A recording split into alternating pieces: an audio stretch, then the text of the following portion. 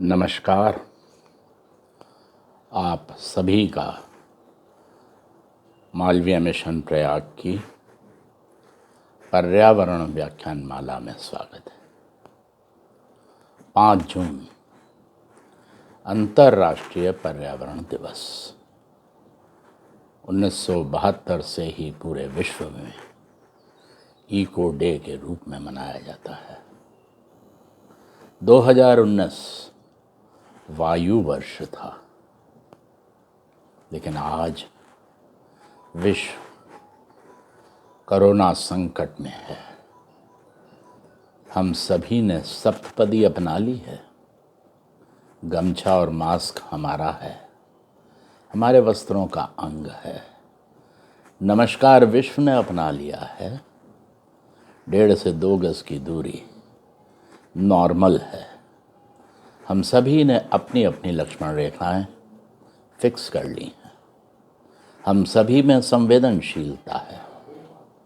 कामगार सड़क पर है, उसको संभालना है। स्वच्छता विभाग के अधिकारी एवं कर्मचारी, स्वास्थ्य के कर्मचारी, प्रशासन और पुलिस जो आज कोरोना योद्धा हैं, उनका हम सभी सम्मान करते हैं। साथ ही साथ जितना भी योगदान और सहायता हम कर सक रहे हैं, उसे करने में समाज पीछे नहीं है। इस सप्तपदी को मेरा प्रणाम। लेकिन ऐसे काल के लिए हजारों वर्ष पहले हमारी समाज के अंदर व्यवस्था पहले से थी। जैन धर्म के अंदर मुख पर पट्टिका, जी हाँ, रही। शाकाहार, संगेटा और अलगाव, क्या ये क्वारंटाइन और सेपरेशन, फिजिकल डिस्टेंस के भाग नहीं है? आइसोलेशन कहीं ना कहीं ये जुड़ा हुआ था हमारे अपने ही सम्यक एकांत के साथ। यही आज हम अपना रहे हैं। संकट काल अभी टला नहीं है। इस संकट की घड़ी में यह भी तय नहीं है कि कल क्या होगा, भविष्य में हम किस तरफ जाने वाले हैं। लॉकडाउन खुल रहा है, लेकिन अभी भी फिर भी आगे आने वाले समय के लिए हम सभी को अपने आप को तैयार करना चाहिए। हम अगर अपने आप को फिजिकली, इमोशनली और स्पिरिचुअली जून के महीने में 10% इम्प्रूव कर ले जाएं, तो शायद हम आने वाले कल में सही निर्णय ले पाएंगे और कल फिर से परम वैभव की ओर बढ़ सकेगा। आज हम सब महामना मदन मोहन मालवीय जी के प्रांगण में और उनको याद करने के लिए बैठे हैं। आज देश के कोने कोने में जहाँ कहीं भी यह व्याख्यान सुना जा रहा है, वह भारत रत्न महामना मदन मोहन मालवीय जी को ही डेडिकेटेड है, समर्पित है। महामना मदन मोहन मालवीय एक राजनेता, तो राजनीतिज्ञ भी। 1885 में कांग्रेस बनी, 1886 से लेकर के और अपने 1946 तक लगातार कांग्रेस की चिंता की। 3 बार उसके अध्यक्ष भी रहे। पत्रकार, जी हाँ, पत्रकार तो वो थे ही जन्मजात। संपादक भी रहे, अभ्योदय से लेकर के हिंदुस्तान टाइम्स तक। प्रयाग में तो लीडर रोड लीडर प्रेस के नाम से ही है। अध्यापक, जिस स्कूल में उन्होंने अध्यापन किया, वहीं अध्यापक भी रहे। और शिक्षाविद, एक प्राइमरी स्कूल, गवर्नमेंट स्कूल के टीचर से पहली प्राइवेट बिना सरकार की मदद के रेजिडेंशियल यूनिवर्सिटी का एस्टेब्लिशमेंट काशी हिंदू विश्वविद्यालय उन्हीं की देन है। समाज से भी, जी हाँ, भारती भवन अपने ही मोहल्ले में बनाया, तो साथ ही साथ बालिकाओं के लिए गौरी पाठशाला खोली, हिंदी की सेवा के लिए हिंदी साहित्य सम्मेलन, कुंभ में आए हुए तीर्थयात्रियों के लिए सेवा समिति, क्या क्या नाम लूँ, जगह जगह पर, हर कोने पर मुझे प्रयाग में मालवीय जी के पद चिन्ह नजर आते हैं। अधिवक्ता 1892 में वकालत शुरू करी और 1905-1906 में वो टॉप पर थे, लेकिन एक संकल्प उन्होंने 1907 में ले लिया, मैं वकालत छोड़ूंगा, काशी में जाकर के काशी हिंदू विश्वविद्यालय की स्थापना करूंगा। उनके कुछ मुकदमे 1911-1913 तक रिपोर्टेड हैं, लेकिन वो उसके बाद आए नहीं। अधिवक्ता का कार्य उन्होंने पूर्ण रूप से त्याग दिया। एक सिटिंग जज ने कहा था, ball was at his feet, goal was empty, he refused to kick it. हाँ, एक बार जरूर आए थे। चौरी चौरा में 227 लोगों के विरुद्ध मुकदमा चला, 172 को सेशन कोर्ट से फांसी हो गई। एक अकेला विधिवेत्ता था जिससे जब प्रार्थना करी गई कि आप ही बचा सकते हैं, तो वह आए और उच्च न्यायालय में उस अपील में बहस करी और 172 में से केवल 19 को फांसी की सज़ा हुई, शेष की फांसी की सज़ा माफ़ हुई। मैं नमन करता हूँ महामना मदन मोहन मालवीय को, मैं नमन करता हूँ। काशी हिंदू विश्वविद्यालय आज भी हरा भरा है। पिछले 40 वर्षों में वहाँ जितनी इमारतें थीं उससे दुगनी इमारतें बन चुकी हैं, लेकिन हरियाली वैसी की वैसी है। कहा जाता है मालवीय जी ने एक एक पेड़, एक एक पौधा बड़े जतन से लगाया था। हर वृक्ष का इतिहास उन्हें मालूम था। पर्यावरण के लिए चिंता, समाज जहाँ भी रहे, जैसा भी गुरुकुल बने, जैसा भी विश्वविद्यालय बने, वह पर्यावरण की गोद में हो, प्रकृति की गोद में हो। इसीलिए तो गंगा का किनारा चुना था। गंगा, जी हाँ, अंग्रेज़ों ने बांध बनाने की तैयारी करी तो गंगा सभा के रूप में उन्होंने एक संस्था को खड़ा करके हरिद्वार में आंदोलन किया। सरकार को 1916-1917 में निर्णय लेना पड़ा कि गंगा की अपनी पवित्र पावनी एक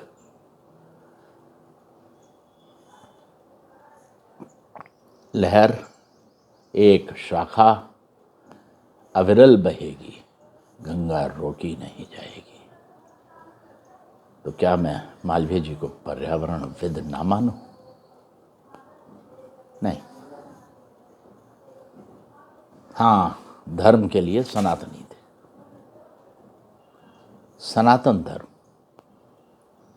सनातन धर्म का नाम लेते ही मुझको ऋग्वेद का नासादी सूक्त याद आता है, जिसमें कहा है, प्रलय के समय ना सत्य था ना असत, ना प्रकाश, ना आज ना कल,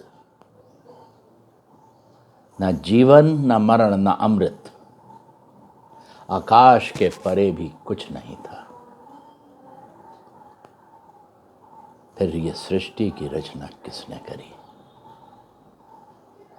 शायद ये सृष्टि का रचनाकार ही जानता है, और शायद वह भी नहीं जानता, क्योंकि ज्ञानी तो नहीं जानते, क्योंकि ज्ञानियों का जन्म तो सृष्टि के बनने के बाद ही हुआ है। सृष्टि से पृथ्वी भी बनी, उस अंधकार को कालिका कहा है, और उस घटना को जिससे सृष्टि का साकार हुआ वो हिरण्यगर्भ कहा है। क्या ब्लैक होल और बिग बैंग की साइंटिफिक फिजिकल थ्योरी से वह मिलता नहीं है? क्या बिग बैंग की आवाज नाद नहीं है, ओम नहीं है? ऐसे में अगर H.G. वेल्स इस बात को मानते हैं कि सृष्टि के जितने भी कानून हैं वह अपने आप में नेचुरल लॉज हैं, तो मैं तो उनसे एग्री करता हूँ। बस भगवान ना करे किसी दिन पूरब की जगह पश्चिम से सूरज निकला नहीं कि प्रलय आ जाएगी। इसलिए एक बार फिर से इस पृथ्वी को ये ध्यान दिलाया है पृथ्वी ने कि हे पृथ्वी के निवासियों, मेरे बैलेंस को खराब मत करो। और कोरोना काल में क्या है? संगम, जी हाँ, वहाँ गंगा का पानी अपने जीवन में पहली बार मैं आचमन कर पाया। काल तो संकट का है, लेकिन मेरे गांव सहारनपुर से खबर आ रही हैं कि 150-200 मील दूर जो हिमालय की चोटियां हैं उनका भव्य स्वर्णिम रूप, श्वेत रूप सहारनपुर से नजर आ रहा है।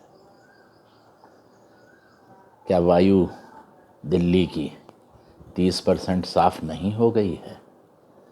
तो पृथ्वी से खिलवाड़ ना किया जाए, उस बैलेंस को बना के रखा जाए, तो हम आगे ही बढ़ते चले जाएंगे।